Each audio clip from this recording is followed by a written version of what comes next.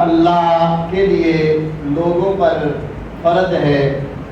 حج البیت، بیت اللہ کا حج کرنا، من استطاع الیہ سبیلا، جو اس کے راستے کی استطاعت، قدرت اور طاقت رکھتا ہے، ومن کفر، اور جس نے کفر کیا، فإن اللہ غنی عن العالمین، تو بلا شبہ اللہ رب العالمین تمام جہانوں سے بے پرواہ اور بے فکر ہے۔ تمام قسم کی تعریفات کی بڑائی، بزرگی، عظمت اللہ وحدہ لا شریک احکم الحاکمین کی ذات گرامی کے لیے خاص، جو اپنی الوہیت، ربوبیت، اسماء و صفات میں اکیلا، یکتا، وحدہ لا شریک ہے۔ انگیرت تعداد درود و سلام تاجدار مدینہ، امام الانبیاء، سید الانبیاء جناب محمد رسول اللہ صلی اللہ علیہ وسلم کی ذات اقدس پر، جس ذات طیبہ طاہرہ نے انسانیت کے لیے بہترین درس اور سبق ارشاد فرمایا، اور جس ذات اقدس کی زندگی کا ہر عمل انسانیت کے لیے انتہائی بہترین اور رہنما اصول ہے، اور جس ذات اقدس کو اللہ رب العالمین نے اس کائنات کی رشد و ہدایت، بھلائی اور خیرخواہی کے لیے مبعوث فرمایا، اور ہر خیر والے عمل کی طرف آپ نے اپنی امت کی دلالت کر دی، اور ہر شر والے عمل سے اپنی امت کو متنبہ اور باخبر کر دیا۔ اللہ رب العالمین نے مسلمان پر اس کی زندگی میں کچھ چیزوں کو کرنا فرض قرار دیا ہے، اور ہر ایک کے لیے اصول ہے اور ضوابط مقرر کیے ہیں۔ اسلام کے بنیادی 5 ارکان، کلمہ شہادت کے بعد اقامت صلاۃ، ایتاء الزکوٰۃ، صوم رمضان اور حج البیت، یہ 5 ارکان پر اسلام کی عمارت موجود اور کھڑی ہے۔ حج اللہ رب العالمین نے اپنے مسلمان بندوں کے اوپر فرض کیا، لیکن اس بات کا خیال رکھا کہ اس کی وجہ سے کوئی بھی تکلیف اور مشکل نہ آ جائے، تو کہا وَلِلَّهِ عَلَى النَّاسِ حِجُّ الْبَيْتِ مَنِ اسْتَطَاعَ إِلَيْهِ سَبِيلًا، حج کرنا فرض ضرور ہے، لیکن اس کے لیے جس کے پاس حج کو ادا کرنے کے وسائل موجود ہیں، جس کے لیے جانے کے اسباب موجود ہیں، وہاں پہنچنے اور واپس آنے کا انتظام اس کے پاس موجود ہے، اس پر اللہ رب العالمین نے زندگی میں ایک بار فرض حج کو ادا کرنا اس کے لیے لازم اور ضروری قرار دیا، اور ساتھ ہی کائنات کے امام محمد رسول اللہ صلی اللہ علیہ وسلم نے ہماری رہنمائی بھی کر دی، فرمایا جس کے پاس اور جس پر حج کرنا فرض ہے فَلْيُعَجِّلْ، اس کو چاہیے کہ وہ جلدی حج کر لے۔ جب بھی حج فرض ہوا، اس کے پاس وسائل آئے، اس کے اوپر حج کی فرضیت ہو گئی، اب اس کو چاہیے کہ وہ فوری طور پر اس فریضے کو ادا کرنے کے لیے اہتمام کرے، فَإِنَّهُ لَا يَدْرِي مَا يَعْرِضُ لَهُ، اس لیے کہ اسے اندازہ نہیں ہے کہ آنے والے دنوں میں اس کے ساتھ کیا معاملہ پیش آ جائے، بعد میں جسمانی ہمت و طاقت رہے نہ رہے،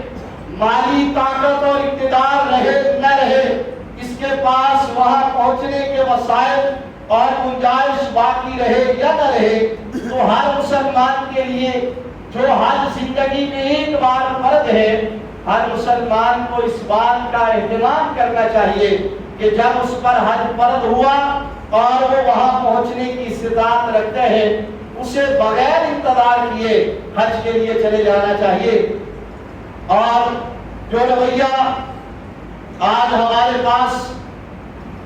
کسی نہ کسی شکل کے اندر موجود ہے، وہاں سعودی عرب میں یہ بات مشہور تھی، اکثر مذاق کیا کرتے تھے، ہمیں ساتھی کہتے تھے فَإِنَّهُ يَأْتِي مِنْكُمْ میں یقرب الی قبرہ، کہ تمہارے پاکستان سے حج کرنے کے لیے وہ آتا ہے جو قبر کے قریب قریب پہنچ چکا ہوتا ہے۔ ہم انتظار کرتے رہتے ہیں، ڈیوٹی والا اس انتظار میں لگا رہتا ہے کہ جب میں اپنی ڈیوٹی سے فارغ ہو جاؤں گا تو پھر جا کے اپنے گناہوں کو بخشوا دوں گا، اس وقت تک جو کرنا ہے وہ کرتا رہوں، اور جب آخری وقت آئے گا جا کر کے حج کروں گا اور اپنے گناہوں کی معافی کروا لوں گا۔ تو پیارے پیغمبر علیہ السلام نے رہنمائی کر دی، فرمایا نہیں جانتے تم کہ تمہارے اوپر حج فرض ہے، آج سال ہے تو اگلے سال تمہارا معاملہ کیا ہوگا؟ اور ہم نے اپنی زندگی میں ان لوگوں کو اپنی آنکھوں سے دیکھا کہ جس کے اوپر حج جو ہے وہ کرنا فرض ہوا، کہتا نہیں اس سال نہیں، اگلے سال جائیں گے، اگلے سال کاغذات جمع ہو گئے، حج کی درخواست منظور ہو گئی، لیکن وہ اس سے پہلے اپنے اللہ کے پاس چلا گیا۔ فرمایا اس لیے فلیعجل، ہر انسان کو چاہیے کہ وہ اس معاملے میں جلدی کرے اور جلدی سے اس کو ادا کرنے کی کوشش کرے، اس لیے کہ اللہ رب العالمین نے اور پھر یہ ایسا عمل ہے، آپ نماز لے لیں، کفارۃ لما بینہما، ایک نماز سے دوسری نماز کفارہ ہے ایک دوسرے کا، ایک جمعے سے دوسرا جمعہ مابین کے گناہوں کا کفارہ ہے، ایک رمضان دوسرے رمضان کے درمیان گناہوں کا کفارہ ہے، ایک عمرہ دوسرے عمرے کے درمیان گناہوں کا کفارہ ہے، ایک حج اگلے حج کے درمیان والے گناہوں کا کفارہ ہے۔ لیکن یہاں ایک دوسری بات بھی رسول اللہ صلی اللہ علیہ وسلم نے فرمائی، فرمایا واصلوا بین العمرۃ والحج فإنہما ينفیان الفقر والذنوب، فرمایا حج اور عمرہ تسلسل سے مسلسل بار بار کیا کرو، یہ تمہاری فقیری بھی ختم کرتا ہے اور تمہارے گناہوں کو بھی معاف کرواتا ہے، تمہاری فقیری ختم کرتا ہے۔ یہ الفاظ اور یہ جملہ اس کو سمجھنا بہت ضروری ہے، اور یہ سمجھ اسی کو آ سکتا ہے جس کا تعلق اپنے رب کے ساتھ اسی نوعیت کا ہے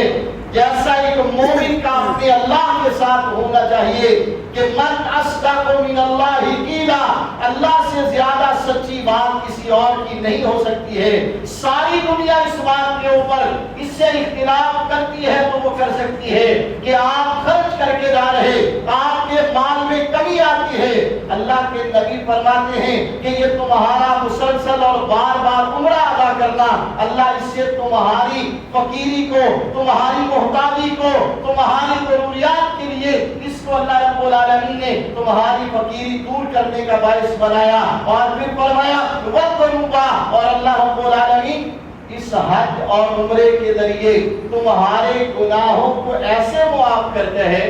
آپ نے مثال دی، فرمایا جیسے لوہار اپنا لوہا آگ کے اندر رکھتا ہے اور ایک پنکھا چلاتا ہے، جب یہ پنکھا چلتا ہے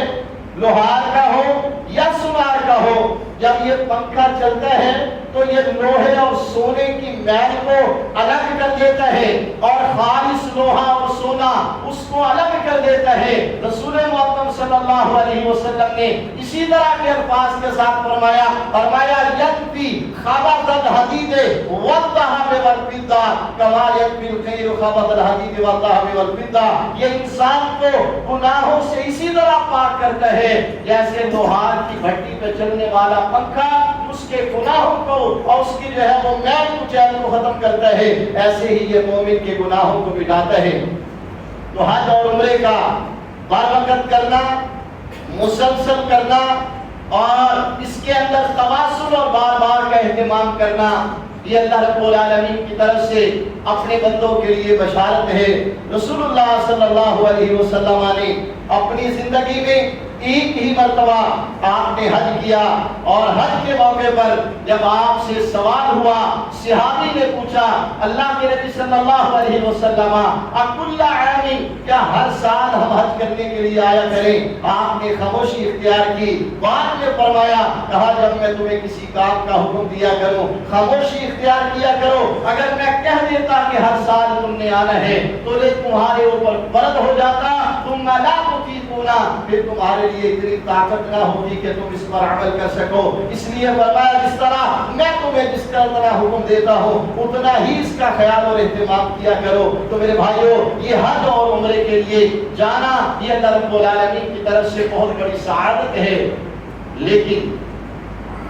حج اور عمرے کے لیے جانے سے پہلے اس کی تیاری کر کے جانا یہ بھی بہت ضروری اور لازم ہے. ہمارے بہت سارے احباب و صحاب، ہمارے بہت سارے ساتھی، ہمارے بہت سارے بزرگ حج کے لیے ویزا لگوا لیتے ہیں، حج کے لیے انتظام کر لیتے ہیں، پیسے اور راشن کا انتظام ہوتا ہے ان کے پاس، لسٹ ان کے پاس موجود ہوتی ہے کہ کس کے لیے کیا کیا تحفہ لے کے آنا ہے. لیکن وہاں جانے کے بعد حج کیسے ادا کرنا ہے، عمرہ کیسے ادا کرنا ہے،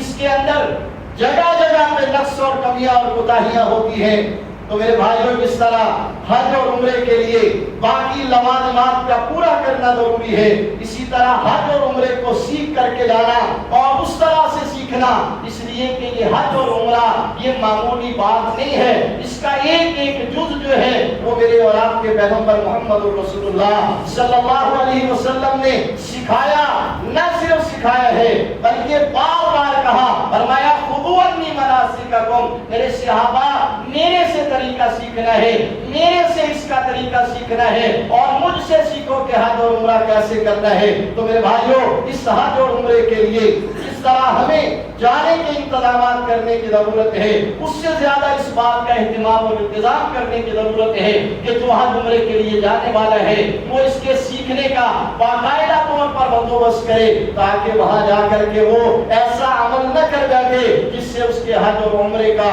جو ہے وہ فضیلت اس کے اندر نقص اور کمی واقع ہو جائے. ہم نے کتنے سارے ایسے بات ساتھیوں کو عمرہ کرنے اور حج کرنے کے لیے آنے والے کو دیکھا جو یہاں سے احرام ہی نہیں باندھتے. جب جدہ ایئرپورٹ پہ اترتے ہیں تو وہاں پر وہ اپنے احرام نکال کے احرام کے کپڑے پہن رہے ہوتے ہیں. حالانکہ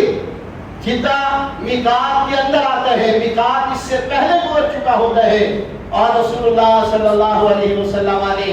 اسی لیے سیدنا جابر رضی اللہ تعالیٰ عنہ کے پاس صحابہ کی جب جماعت گئی، ساتھی نوجوان اکٹھے ہو کے گئے کہ ہم نے آپ سے اللہ کے رسول صلی اللہ علیہ وسلم کا حج کا طریقہ سننا ہے، آپ نے کیسے حج کیا؟ تو سیدنا جابر رضی اللہ تعالیٰ عنہ نے صحیح مسلم کی روایت ہے اسی کے مطابق ہم آج اپنی اس گفتگو کو لے کر کے چلیں گے. پیارے پیغمبر علیہ السلام کے صحابی جابر رضی اللہ تعالیٰ عنہ فرماتے ہیں اس طرح اپنی انگلیاں ہاتھ کی گنی، فرمایا 1 2 3 4 5 6 7 8 اور 9، فرمایا 9 سال نبی کائنات کے مدینہ منورہ میں گزر گئے، آپ نے حج کے لیے اعلان نہیں کیا جانے کا. 10واں سال آیا، آپ نے اعلان کیا کہ میں اس سال حج کے لیے نکلنے والا ہوں. تو سیدنا جابر رضی اللہ تعالیٰ عنہ فرماتے ہیں، فرمایا فَجَمَعَ نَفَرٌ كَثِيرٌ، فرمایا بہت بڑی تعداد نبی کائنات کے ساتھ حج کرنے کے لیے جمع ہو گئی، اس لیے لِيَعْتَمُّ بِرَسُولِ اللَّهِ صلی اللہ علیہ وسلم، تاکہ اللہ کے رسول صلی اللہ علیہ وسلم کے ساتھ حج کریں اور اس طرح سے کر سکیں جیسے اللہ کے نبی ان کو سکھاتے ہیں. تو پیارے پیغمبر علیہ السلام مدینہ منورہ سے حج کے ارادے اور نیت سے نکلے تو جا کر کے ذوالحلیفہ پہ پہلا قیام کیا. پوری کائنات میں پوری سرزمین کے اوپر اللہ رب العالمین نے 5 مقامات ایسے رکھے ہیں جہاں پر پہنچ کر کے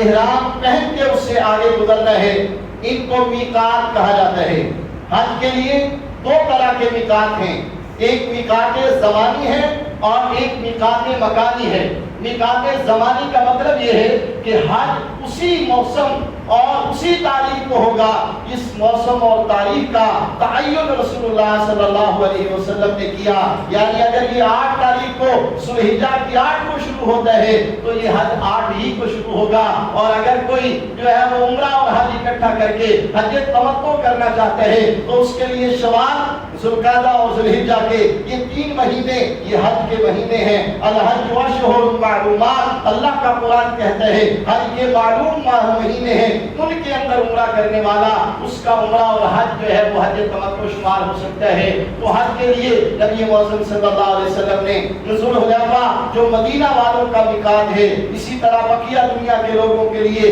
یلملم کا علاقہ اہل یمن کا بھی ہے اور اہل پاکستان بھی یلملم کی پہاڑیوں سے گزر کر کے یہ حج کے لیے جاتے ہیں۔ اسی طرح ذات العرق ہے، اسی طرح جوفہ ہے، اسی طرح کرم المنازل ہے۔ تو پوری دنیا کے اوپر 5 مقامات ہیں جہاں سے گزرنے والا اللہ کے نبی نے اس کے لیے کہا، فرمایا ہننا لہننا ولمن اطاع علیہننا لمن اراد الحج والعمرہ، کہا جو بھی حج اور عمرے کی نیت سے مکہ مکرمہ کی طرف سفر کرتا ہے تو اس میقات پر پہنچ کر کے اسے اپنا لباس اتار دینا ہے۔ احرام کا لباس جو 2 چادروں پر مشتمل ہے، ایک چادر اس کے جسم کے نیچے والے حصے کے لیے اور ایک چادر اس کے جسم کے اوپر والے حصے کے لیے۔ صحیح مسلم میں واضح کیا پیغمبر علیہ السلام نے، فرمایا لا یلبس القمیص ولا السراویل، نہ قمیص پہن سکتا ہے، نہ شلوار پہن سکتا ہے، نہ موزے پہن سکتا ہے، نہ سر پہ ٹوپی لے سکتا ہے، بلکہ انہی 2 کپڑوں کے اندر ایک جسم کے اوپر والے حصے کے لیے، ایک جسم کے نیچے والے حصے کے لیے اور اس کے لیے غسل کر کے اپنے احرام کو اگر میقات پہ جا کے پہننے کی گنجائش ہے تو فابہا، اگر نہیں ہے تو جہاز میں بیٹھنے سے پہلے احرام کے کپڑے پہن لینا غسل کرنے کے بعد۔ لیکن یہ بات سمجھنی بھی ضروری ہے کہ اس کا یہاں سے احرام شروع نہیں ہوتا،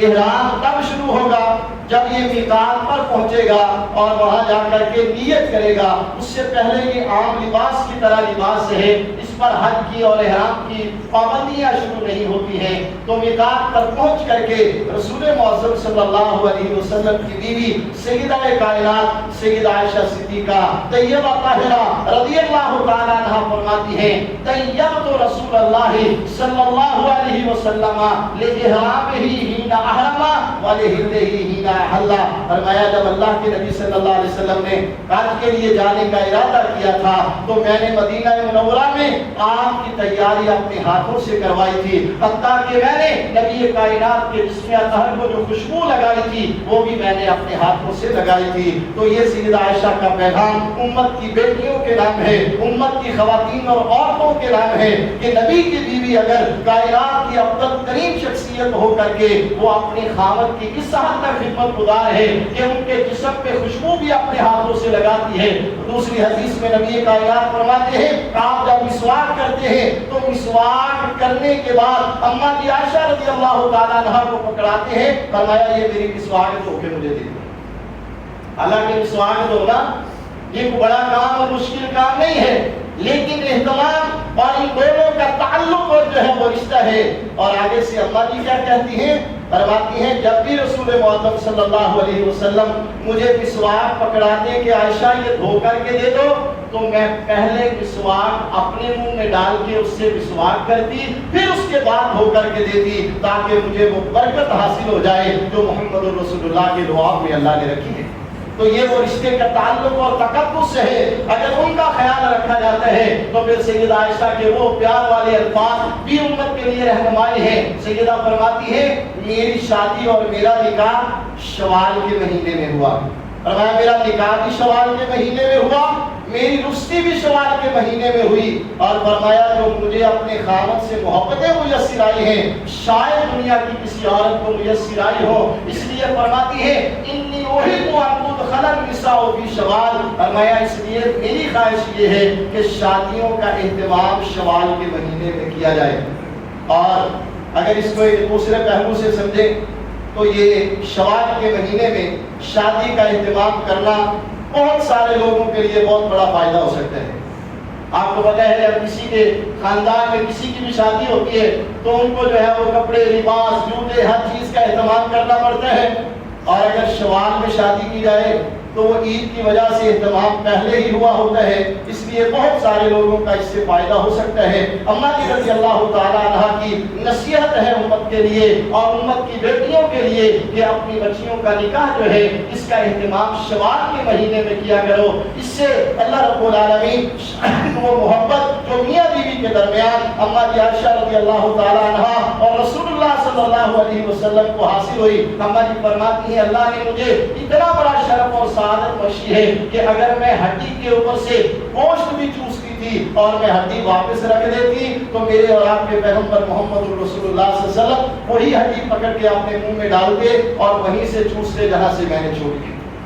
کہاں گئے وہ تمہارے جراثیم اور کہاں گئے وہ تمہارے اہتمامات جنہوں نے معاشرے کے افراد کو ایک دوسرے سے دور کر دیا کہ جی مطلب ایک دوسرے کا برش استعمال نہیں کرنا، ایک دوسرے کی مسواک استعمال نہیں کرنی، ایک دوسرے کا کنگا استعمال نہیں کرنا۔ جتنا زیادہ ہم نے اہتمام کیا اتنا زیادہ بیماریوں نے ہم کو گھیرا ہے۔ کھانے سے پانی پینے والے، پسند سے مرچیں توڑ کے روٹی پہ رکھ کے کھا لینے والے، وہیں بیٹھ کر کے وہی روٹی کھول کر کے بندے کے اوپر بیٹھ کے کھانے والے، ہم سب سے زیادہ صحت مند زندگیاں گزار کے گئے، ہم سے زیادہ پرسکون زندگیاں گزار کے گئے۔ نبی کریم صلی اللہ علیہ وسلم نے ان سارے اہتمامات کو جس طرح سے ہم نے لیا، ہر کسی کی اگر کوئی بیماری ہے وہ ایک الگ بات ہے، لیکن اگر نارمل انسان ہے تو یہ سورہ المسلم قطعی طور پر ایک ایک مجلس میں ہر بندے کے لیے الگ الگ گلاس رکھا ہوا، الگ الگ برتن رکھا ہوا۔ نبی کائنات جب صبح اشراق کی نماز پڑھتے تھے نا مدینہ منورہ میں، تو صحابی کہتے ہیں کہ نماز کے بعد ایک اتنا بڑا پیالہ تھا نبی کائنات کے پاس جس کو 7-8 لوگ اٹھا کے لایا کرتے تھے۔ جب بھرا ہوا ہوتا تھا تو 7-8 لوگ اٹھا کے لا کے مسجد کے اندر رکھ دیا جاتا اور جتنے صحابہ بیٹھے ہوتے سارے اسی ایک پیالے کے اندر سے کھا رہے ہوتے۔ ایک بار ایسا ہوا کہ لوگ زیادہ ہو گئے، نبی کریم صلی اللہ علیہ وسلم کو کھل کے بیٹھنے کی جگہ نہ ملی تو آپ نے اپنی جو ہے وہ پاؤں کے سامنے والے حصے پر زور ڈال کے، یعنی جیسے ہم گھٹنوں کے بال بیٹھتے ہیں، آپ اس طرح سے بیٹھ گئے۔ ایک بدو بھی درمیان میں بیٹھا ہوا تھا، کہتا ما هذه الجلسہ، آپ اللہ کے رسول ہیں، کائنات کے امام ہیں، یہ بیٹھنے کا کون سا طریقہ ہے؟ پیارے پیغمبر علیہ السلام فرماتے ہیں ان اللہ جعلنی عبدا کریما ولم یجعلنی جبارا عنیدا، فرمایا میرے اللہ نے مجھے اپنا بندہ بنا کے بھیجا ہے، مجھے جابر اور ظالم بنا کے نہیں بھیجا ہے۔ میں اللہ کے سامنے جھکنے والا ہوں، اکڑنے والا نہیں ہوں۔ تو اماں جی کہتی ہیں میں نے رسول اللہ صلی اللہ علیہ وسلم کے بدن پہ خوشبو لگائی، لیکن یہاں یہ سمجھنا ضروری ہے کہ خوشبو کا احرام کے کپڑے پہ نہیں لگنی۔ جسم کے اوپر اگر خوشبو لگی ہوئی ہے اور اس کا کوئی اثر کپڑے پہ آ جاتا ہے تو اس کے اندر حرج نہیں ہے، لیکن احرام کا کپڑا پہننے کے بعد اس پر خوشبو نہیں لگانی۔ اگر کسی کی پہلے سے بھی لگی ہوئی ہے تو اس کو دھو کر کے خوشبو کے اثرات کو ظاہر کرنا ضروری ہے۔ میقات پر پہنچ کر کے اپنے حج کے لیے اگر وہ جانے والا ہے تو حج کی نیت کرنا، عمرے کے لیے جانے والا ہے عمرے کی نیت کرنا، لبیک اللہم عمرۃ اور لبیک اللہم حجا، اور اس کے بعد پھر وہ تلبیہ توحید شروع ہوتا ہے جو اصل تلبیہ اس حج کے لیے۔ اور یہاں پر یہ بات بھی سمجھنا ضروری ہے کہ اہل مکہ مشرک ہونے کے باوجود حج کیا کرتے تھے، لیکن ان کے حج میں اور اسلام کے حج میں صرف تھوڑا سا فرق ہوا۔ فرق کیا ہوا؟ یہ جب حج کرنے کے لیے جاتے تھے تو کہتے تھے لبیک اللہم لبیک لبیک لا شریک لک لبیک الا شریکا ہوا لک تملکہ وما ملکا، اللہ تیرا کوئی شریک نہیں ہے لیکن وہ ہیں جن کا تو مالک ہے اور ان کے پاس جو کچھ ہے اس کا بھی تو مالک ہے، ہم ان کو تیرا شریک مانتے ہیں۔ اتنے جرم کی وجہ سے اللہ نے کہا تھا انما المشرکون نجس فلا يقربوا المسجد الحرام بعد عامهم هذا، فرمایا یہ ناپاک اور پلید ہے، ان کو بیت اللہ کی سرزمین میں آنے کی اجازت نہیں ہے، اس لیے کہ نعرہ توحید یہ ہے لبیک اللہم لبیک لبیک لا شریک لک لبیک ان الحمد والنعمت لک والملک لا شریک لک۔ اللہ یہ بار بار کا اقرار ہے کہ تیرے ساتھ کوئی شریک نہیں۔ اور سیدنا جابر رضی اللہ تعالیٰ فرماتے ہیں کائنات کے امام اپنی سواری قصوہ اٹھنی پہ سوار ہو گئے اور جب یہ چلنے لگی پھر آپ نے جو ہے وہ نیت کر کے تلبیہ پڑھنا شروع کیا۔ فرماتی ہے میں نے ایسے نظر دوڑا کے دیکھا نبی کائنات کے دائیں طرف جہاں تک میری نظر جاتی تھی انسانوں کے سر دکھائی دیتے تھے، بائیں طرف اسی طرح تھا، آگے بھی اسی طرح تھا، پیچھے بھی اسی طرح تھا۔ یہ سارے اس لیے آئے تھے تاکہ ان کا حج اس طریقے کے مطابق ہو جائے جیسے محمد رسول اللہ صلی اللہ علیہ وسلم کا حج ہے۔ اور پیارے پیغمبر علیہ السلام نے فرمایا تھا، فرمایا الحج هو العج والضج، فرمایا حج نام کس چیز کا ہے؟ العج والضج۔ ایک تو تلبیہ اتنی اونچی آواز سے کہنا، صحابہ کہتے ہیں ابھی ہم مدینہ ذوالحلیفہ سے نکل ہی رہے تھے تو ہمارے گلے خشک ہونا شروع ہو گئے، اتنی اونچی اونچی آواز سے ہم تلبیہ پڑھ رہے تھے۔ تو حاجی اور عمرہ کرنے والا آج یہ کی سنت انتہائی جو ہے وہ پیچھے چلی گئی ہے۔ آپ دیکھیں جہازوں کے اندر بیٹھے ہوئے کسی کی آواز میں حج اور تلبیہ کا الفاظ نہیں ہوتے، کوئی سویا ہوا ہے، کوئی اپنے کام کے اندر لگا ہوا ہے، تو تلبیہ کا زور سے بلند آواز کے ساتھ پڑھنا یہ رسول اللہ صلی اللہ علیہ وسلم کی سنت مبارکہ ہے اور اس کا اہتمام کرنا ضروری اور لازم ہے۔ کائنات کے امام اسی طرح اپنا سفر طے کرتے ہوئے مکہ مکرمہ پہنچے، بیت اللہ کے اندر آپ داخل ہوئے، اس وقت یہ بیت اللہ کا صرف یہ اندر والا ہی کمرہ موجود تھا، اس کے علاوہ کوئی عمارت نہیں تھی۔ کائنات کے امام نے وہاں جا کر کے جو اہتمامات کیے ان میں سب سے پہلے دو کام کیے، ایک آپ نے استواء کیا اور دوسرا آپ نے رمل کا اعلان کیا۔ استواء کیا ہے؟ اپنا دایاں کندھا چادر کو اس کے نیچے سے گزارنا، دائیں کندھے کو ننگا رکھنا، یہ استواء ہے۔ اور اپنے پہلے 3 چکر بیت اللہ کے طواف کے وقت ان کو ذرا دوڑ کر کے پہلوان کی طرح لگانا، یہ رمل ہے۔ تو رسول اللہ صلی اللہ علیہ وسلم نے جب یہ مدینہ منورہ سے وہاں پہنچے تھے تو وہاں کچھ لوگوں نے مسلمانوں کے خلاف یہ باتیں کی تھی کہ یہ جو مدینہ سے آنے والے لوگ ہیں مدینہ کی بیماریوں اور بخار نے ان کو کمزور کر دیا، اب ان کے اندر وہ طاقت اور ہمت نہیں رہی ہے۔ رسول اللہ صلی اللہ علیہ وسلم نے صحابہ سے کہا، فرمایا میرے صحابہ دشمن کو کمزوریاں نہیں دکھاتے۔ اور آج یہ جملہ اور یہ بات ہمیں سمجھنا بہت ضروری ہے۔ اپنے اندرونی اختلافات، اپنی اندرونی لڑائیاں، اپنی اندرونی معاملات کے ساتھ دشمنوں کو راضی نہیں کرتے، دشمنوں کو خوش نہیں کرتے، اپنی لڑائیاں غیروں کو نہیں دکھاتے، یہ بے وقوفوں اور جاہلوں کا کام ہے۔ آپس میں اللہ رب العالمین کہتا ہے اشداء علی الکفار رحماء بینہم، مومنوں کی صرف یہ ہے کہ دشمن کے لیے یہ مضبوط اور لوہے کی طرح ہوتے ہیں، آپس میں ایک دوسرے کے لیے نرم اور محبت کرنے والے ہوتے ہیں۔ لیکن آج شاید علامہ احسان الہی ظہیر رحمت اللہ علیہ کے وہ الفاظ صادق آ رہے ہیں جب انہوں نے کہا تھا، کہتے ہیں کہ غیروں کے لیے نرم اور اپنوں کے لیے لوہے کے بن جاتے ہیں، حالانکہ رب نے کہا تھا اشداء علی الکفار رحماء بینہم، دوسروں کے لیے سخت ہونا ہے، اپنوں کے لیے نرم ہونا ہے، اور اپنی کمزوریاں، اپنی کوتاہیاں وہ دوسروں کو نہیں دکھانا۔ پیارے پیغمبر علیہ السلام نے فرمایا میرے صحابہ ان کو بتانا ہے کہ مدینہ سے آنے والے کمزور نہیں ہوئے، یہ اسی طرح سے طاقتور ہیں، اپنا کندھا ننگا کر کے پہلوان کی طرح اپنی جو ہے وہ باڈی ظاہر کرنی ہے۔ پہلے 3 چکروں کے اندر پہلوانوں کی طرح اچھل اچھل کے تم نے اپنا جو ہے وہ عمل کرنا ہے۔ تو حج کا یا عمرے کا ایک ابتدا جو طواف کی ہے یہ حجر اسود سے شروع ہوتی ہے، اور اس کی طرف ہاتھ کر کے اگر ہاتھ لگ سکتا ہے بوسہ دیا جا سکتا ہے، سب سے افضل ہے، اگر نہیں تو ہاتھ لگ سکتا ہے اس کو چوما جائے گا، اگر یہ بھی ممکن نہیں ہے تو جہاں سے یہ دور سے حجر اسود کی طرف اشارہ کر سکتا ہے۔ لیکن یہاں یہ بات سمجھنا ضروری ہے، بعض کتابوں والوں نے یہاں بڑی سختی کی ہے، کہتے ہیں آپ نے جب اس لائن کے پاس پہنچنا ہے جو حجر اسود کے ساتھ لگی ہوئی ہے تو آپ نے وہاں پر کھڑے ہونا ہے، کھڑے ہو کے جیسے ایک فوجی جو ہے وہ ٹرن کرتا ہے اسی طرح سے آپ نے مڑنا ہے، اور وہاں کھڑے ہو کے جیسے فوجی سلوٹ کرتا ہے۔ میں نے کہا اس بندے نے حج کیا ہی نہیں، ورنہ اس کو پتا ہوتا کہ وہاں کھڑا ہونے والا اگلے دھکے میں وہ حجر اسود چھوڑ کے اعلیٰ بیت اللہ سے گزر چکا ہوتا ہے، وہاں پر اتنا ٹائم نہیں ہوتا، تو یہ گزرتے گزرتے وہاں پر اس کی طرف اشارہ کر کے بسم اللہ اللہ اکبر کہہ کر کے اپنا جو ہے وہ پہلا طواف شروع کرنا ہے. پہلا چکر بائیں ہاتھ میں بیت اللہ ہوگا اور اس پورے سفر میں یہاں سے ہی حجر اسود سے شروع ہوگا, حجر اسود پہ آ کے یہ چکر ختم ہوگا. اس کے دوران کوئی دعا خاص نہیں ہے. لوگوں نے کتابیں ہاتھوں میں پکڑی ہوتی ہیں, یہ پہلے چکر کی دعا, یہ دوسرے چکر کی دعا, یہ صرف چکر ہیں. یہ دعائیں رسول اللہ صلی اللہ علیہ وسلم سے ثابت نہیں ہیں.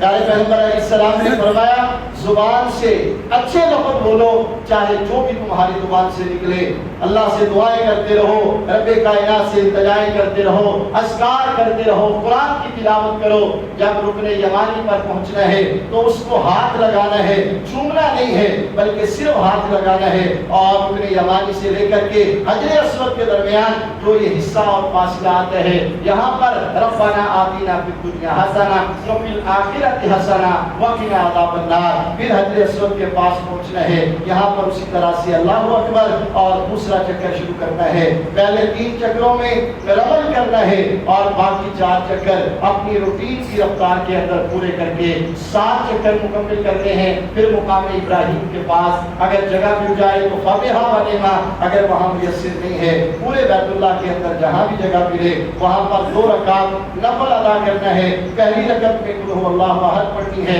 دوسری رکعت کے اندر قل یا ایھا الکافرون پڑھنی ہے, اور سلام پھیرنے کے بعد اس سے اگلا والا مرحلہ انشاءاللہ اگلے جمعے میں بیان کریں گے. سبحانک اللہم و بحمدک اشہد ان لا الہ الا انت استغفرک و اتوب الیک.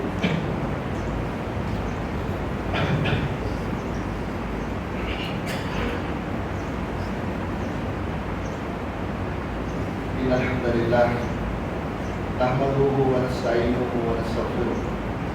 ونعوذ بالله من شرور انفسنا ومن سيئات اعمالنا من يهده الله فلا مضل له ومن يضلل فلا هادي له واشهد ان لا اله الا الله وحده لا شريك له واشهد ان محمدا عبده ورسوله. اللهم صل على محمد وعلى آل محمد كما صليت على إبراهيم وعلى آل إبراهيم إنك حميد مجيد. اللهم بارك على محمد وعلى آل محمد كما باركت على إبراهيم وعلى آل إبراهيم إنك حميد مجيد. ایک دو اعلان ہیں. سب سے پہلے شوال کا مہینہ یہ اپنی اختتامی ایام کی طرف جا رہا ہے, تو اگر کسی بھائی نے شوال کے روزے ابھی تک نہیں رکھے تو کوشش کریں, دن کم ہیں, اپنے روزوں کو مکمل کر لیا جائے. بہت بڑی سعادت ہے اور اللہ کے فضل والی بات ہے. رسول اللہ صلی اللہ علیہ وسلم نے فرمایا من صام رمضان ثم اتبعه ستا من شوال کان کصیام الدہر. جو رمضان کے روزے فرض رکھتا ہے پھر شوال کے 6 روزوں کا اہتمام کرتا ہے, گویا اس نے ساری زندگی کبھی روزہ چھوڑا نہیں, ہمیشہ پوری زندگی یہ روزے رکھتا رہا. تو اس کا اہتمام اور انتظام کیا جائے. دوسرا حاجی صاحب کی طرف سے اعلان ہے کہ چونکہ بعض ساتھیوں نے پوچھنا شروع کر دیا ہے, تو قربانی کا اس مرتبہ جو ہے وہ 20,000 روپیہ شیخ بتا رہے ہیں کہ رکھا گیا ہے. تو جو بھائی اس میں شریک ہونا چاہیں, چونکہ اصول ہے کہ جو پہلے اپنا نام لکھواتا ہے تو اس کے وہ پہلے والے جانوروں میں اسے شامل کیا جاتا ہے. تو بھائی کہہ رہے ہیں کہ اگر کسی نے قربانی میں شامل ہونا ہے پیسے بھلے نہ جمع کروائے, اپنا نام اگر وہ لکھوا دے گا تو اسی طرح سے لسٹ کے اندر جو ہے ان کو اسی ترتیب کے ساتھ اس کے اندر شامل کر دیا جائے گا. تو جو بھائی قربانی کے اندر حصہ ڈالنے کے لیے مسجد کے ساتھ جو ہے وہ جڑنا چاہیں تو وہ اپنا نام لکھوا دیں تاکہ آغاز کے ناموں کے اندر آپ کا نام آ سکے. اسی طرح سے جس کا ہم نے الحمدللہ اعلان کیا تھا کہ خواتین کے لیے قرآن مجید کی تفسیر ترجمہ تجوید کے حوالے سے ایک 15 دن کا مختصر شارٹ کورس رکھا گیا تھا. تو آپ بھائیوں کے تعاون اور اہتمام سے خالق کائنات کی توفیق سے یہ کامیاب رہا اور اہتمام کے ساتھ ہماری ماں بہنوں بیٹیوں نے اس کے اندر شرکت کی. تو اب ہماری بہنوں نے اس کو تفصیلی کورس جو ہے وہ شروع کرنے کا اعلان کیا ہے. اس میں 2 سال کا یہ کورس رکھا گیا ہے. اس میں یہی جو مضامین ہیں قرآن مجید کا ترجمہ, اس کی تفسیر, اسی طرح سے حدیث, سیرت النبی صلی اللہ علیہ وسلم, تجوید اور دوسرے جو ہے وہ نماز اور اذکار ہیں, یہ سوموار سے لے کر کے جمعرات تک, میرا خیال 3 بجے سے لے کے 7 بجے تک 6 بجے تک نہیں ہے تو ٹائم چینج ہوا ہوگا. یہ حسن کو صحیح پتا ہوگا. مجھے میرے علم کے مطابق ہے وہ 3 بجے سے سٹارٹ ہو کے تو غالباً 6 بجے کا ٹائم ہے. سارا ٹائم جو ہے وہ مزید انشاءاللہ وہاں مینشن کر دیا جائے گا. تو اس کے اندر بھی اہتمام کے ساتھ شرکت کرنے کی کوشش کریں. چونکہ اگر ایک بچی ہماری بیٹی ہماری یا گھر کی ماں اگر وہ تعلیم یافتہ ہو جاتی ہے تو بچوں پہ اس کے اثرات لازم اور ضروری ہوتے ہیں. اللهم انفعنا بما علمتنا وعلمنا ما ينفعنا وزدنا علما. سبحان ربك رب العزة عما يصفون وسلام على المرسلين والحمد لله رب العالمين.